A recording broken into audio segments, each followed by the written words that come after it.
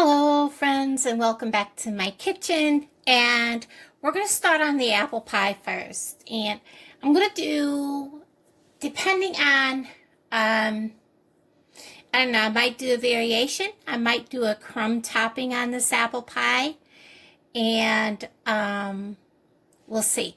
But first of all, I want to tell you that we are going to use the apples that I got from the food pantry. I don't know what kind they are.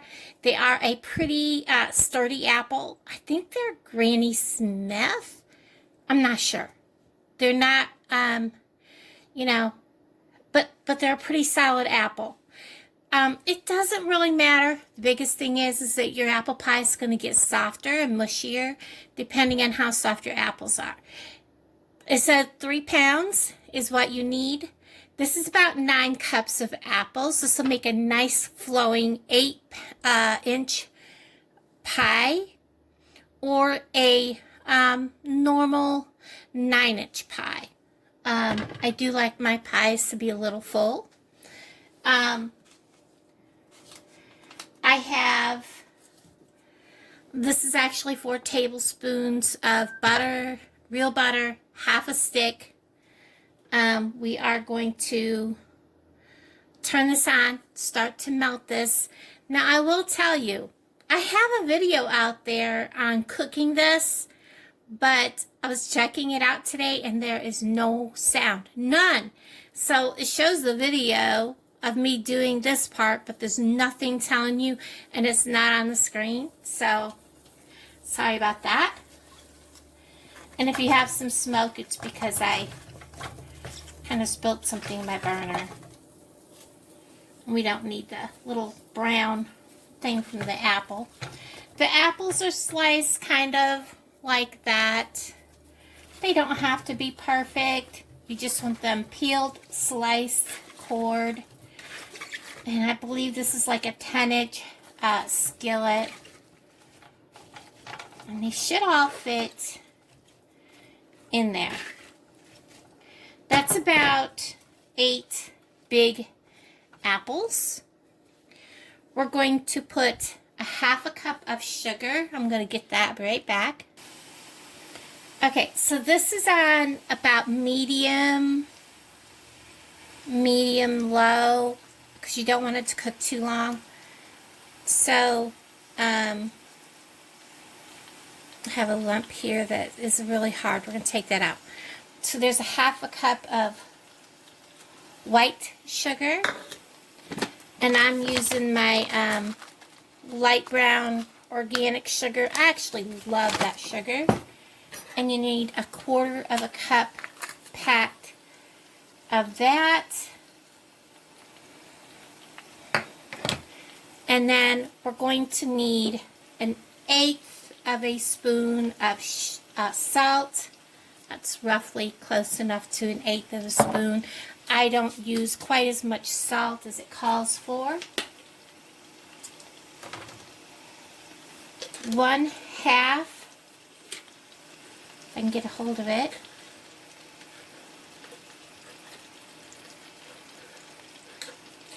Come on up here, cinnamon.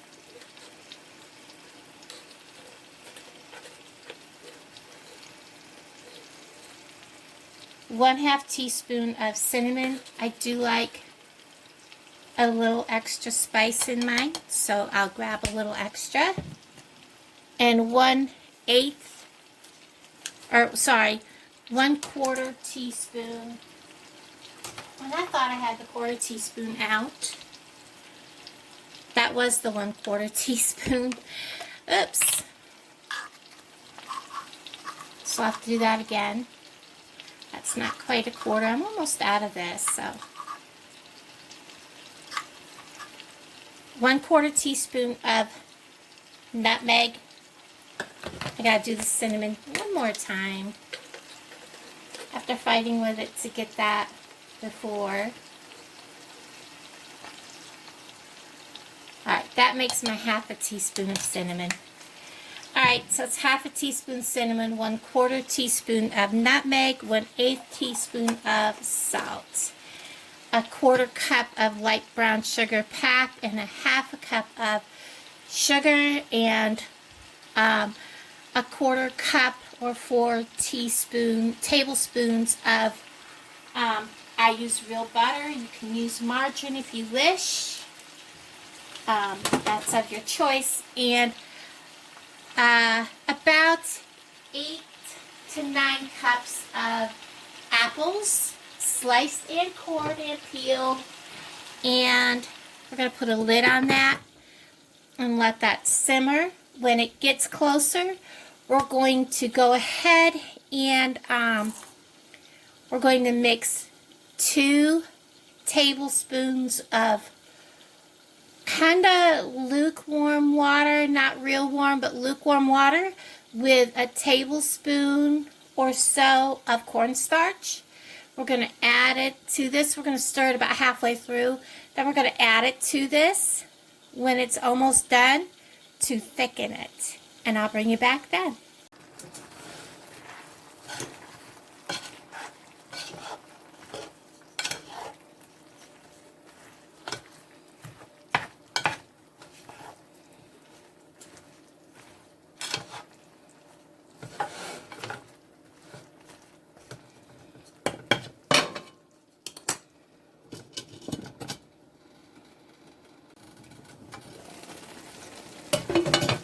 Okay guys, this is about where I want it. It does have a lot of liquid in here. I'm not sure if I'm going to use all the liquid when I go to make the pie, but because there is a lot of liquid, I doubled the amount of cornstarch. So if you have a lot of liquid in your apples, because your apples are just juicy, you can use like an extra tablespoon of water. Instead of 2 tablespoons of water, use 3 tablespoons of water. And instead of using 1 tablespoon of cornstarch, use 2 tablespoons of cornstarch. So normally, if you don't have a lot of liquid in your apples, 2 tablespoons of water, 1 tablespoon of cornstarch. But because I have a ton of liquid, I have 3 tablespoons of water, 2 tablespoons of cornstarch. It's not rocket science, guys. All you have to do is adjust. And I'm just going to drizzle this in there and start stirring it in. And this will thicken and turn all that liquid, just like magic, right into a nice, creamy sauce. Now, if I hadn't used as much cornstarch, it would not have, now that it's thickened, turn my burner off. It would not have thickened up. So, I'm going to let that sit and cool. Of course, the burner's off. I'm going to go work on the pie crust. Okay, everybody, this bowl has 2 2/3 cup of flour. I'm also going to add, if I can get this open, and because I am dealing with pie crust, I'm not going to skimp on my salt this time. Well, I'm going to have to pour it. And it's going to be 1.5 teaspoons. Gosh, that sounds like an awful lot, but that is what it calls for. Let me double check. 1.5 teaspoons of salt. There's the 1. And I'm going to need to do this twice because I can't find my half. There we go. And then I'm just going to make sure your hands are clean because you're going to need your hands for this. Now we're going to add 2/3 cup of shortening. You can use the pre-creamed, but it is better to use all vegetable. The flour is all-purpose flour. And let me get these things out of my way.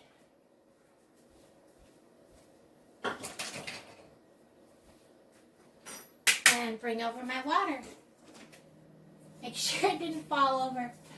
I'd hate to have to open the refrigerator and there come water flying at me. Alright, we're simply going to mix this. At first I'll just kind of cut it a little bit, but the best way to do this, honest, is with your fingers, guys. You kind of want this to be like a cornmeal kind of, maybe not quite to the cornmeal texture, and I'll bring you back when I get there. Okay, so as you can see, it's got that texture. Yeah, there's some bigger chunks, but it doesn't matter. As long as you've made sure you brought everything up off the bottom. And now for the next step is you want 10 tablespoons of icy cold water. There's 1, 2, 3, 4, 5, 6, 7, 8, 9, 10. Now, because they weren't quite full, I'm adding an extra. And I gotta tell you guys, usually I end up having to add a little bit more depending on how humid the weather is, how dry my apartment is. But we'll see. You can always drizzle a little more in. Or if you make it too wet by accident, you could always add just a titch more flour. And I probably have it. By the way, this is feeling pretty close, if not exactly right, because it is kind of humid in here, and it's warm outside. So, but I still have a lot of crumbly, dry stuff, so I'm going to get all this off my fingers.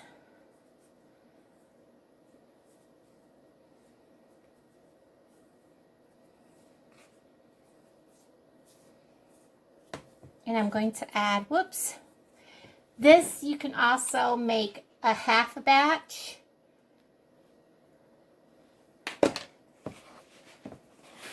For just one pie crust. Instead of making like if you're going to put a crumble on top, or if you're making just a pumpkin pie and you're only making one.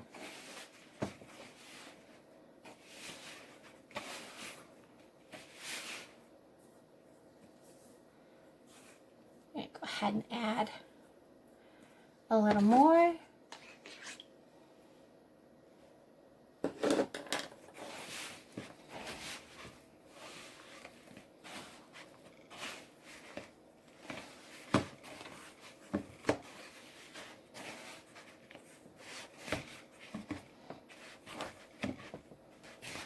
Now we're starting to look more like a dough, but it's still really dry. So we're at the point where this should do it. It's kind of hard when you don't get full tablespoons out.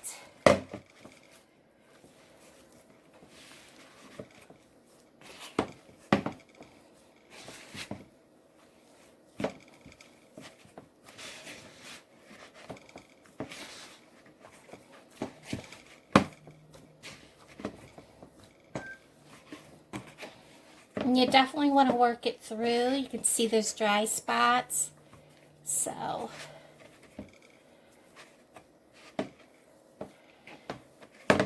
alright. So I'm going to take this dough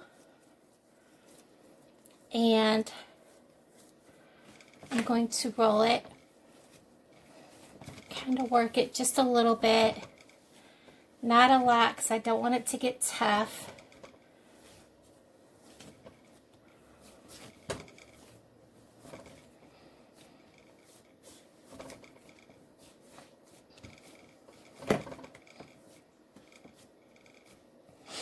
And I'm going to make it into 2 balls. And I think it's pretty self-explanatory how to do a top crust and a bottom crust. If you're going to do 2 pie crusts, one on top, one on the bottom, you're going to want your bottom crust to be a little bit bigger of a ball because it's going to be a bigger space because your pie crust pan, you know, is bigger. But I'm going to put this into 2 pie crusts and split it right down the middle. I think we'll do a crumble on top. So I have, well, they're not exactly.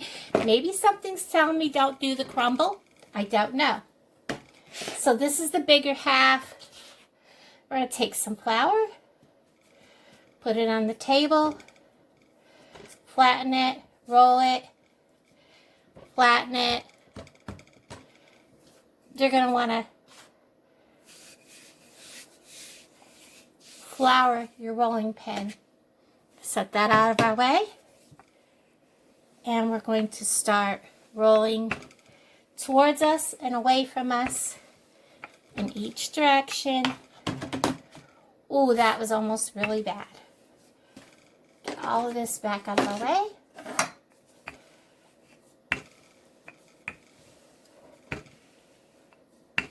And you're going to want to roll this to 1/8 of an inch.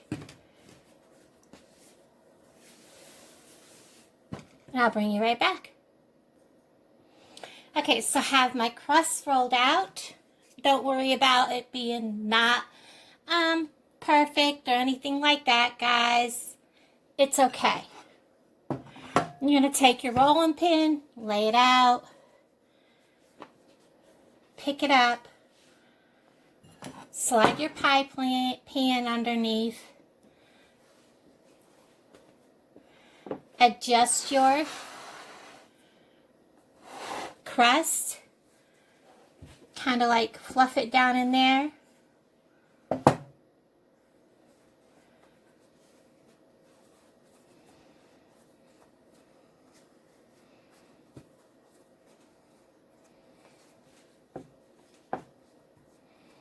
And then we're just going to go around and take off all the excess. And don't let our rolling pin fall on the floor.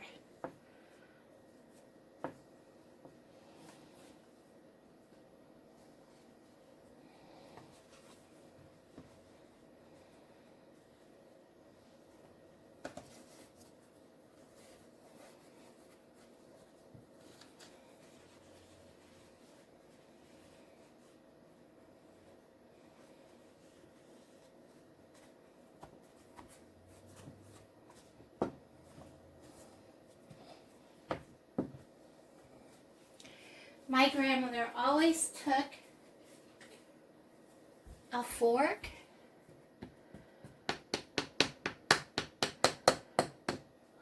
like that. Now we're going to put the apples in.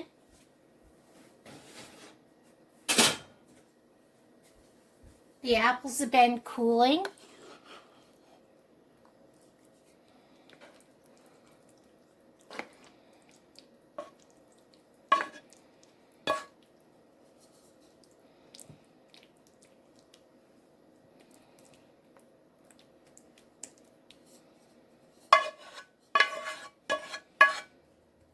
I'm going to set this over here out of the way, and we're going to get the top crust ready.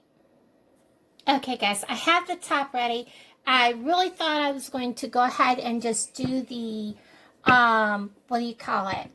The crumble, but, for a Dutch apple, but I don't have the, oh, what do you call it now? I can't think of the word I want.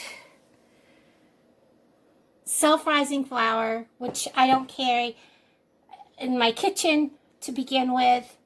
And second of all, I just don't want to do the whole additional video on how to make self-rising flour. And For myself, I would just make it with regular flour, but I don't want to steer somebody wrong and have everybody's not come out right. For me, it doesn't matter that it's a little funky, but, you know. So we're just going to take this on off, and you don't want to cut it too close. Then we're just going to bring this all up, pinch this all up on top here.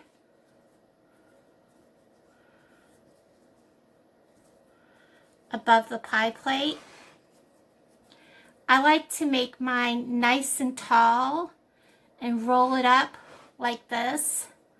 This helps keep the pie juices, because it makes a nice big reservoir in the pie and not all over your oven.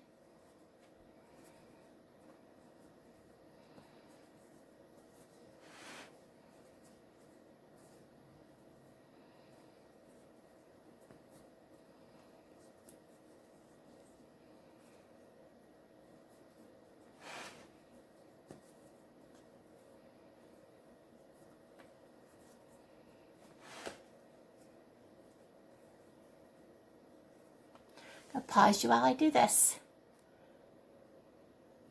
No matter what kind of fruit pie you're doing, you want to cut some kind of a vent.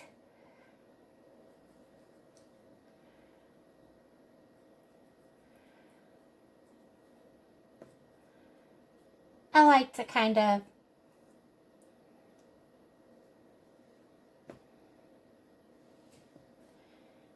make little decorations on top of mine.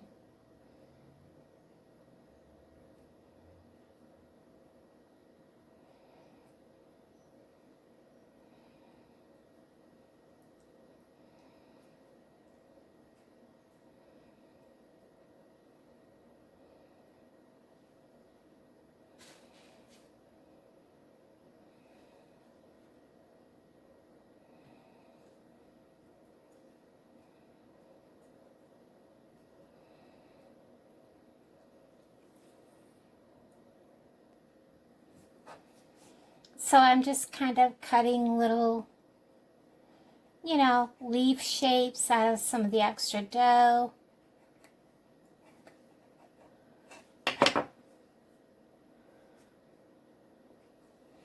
And it doesn't matter for me that they're not the exact same shape or size. And then wetting the back, placing them between the holes. And then I'm going to put this in the oven at 375 for about 45 to 55 minutes. So I just took it out of the oven. Maybe you can still see it bubbling. Look at that.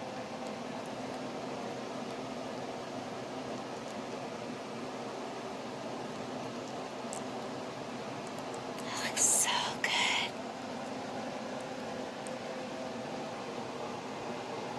Can't wait to dive in. Yummy.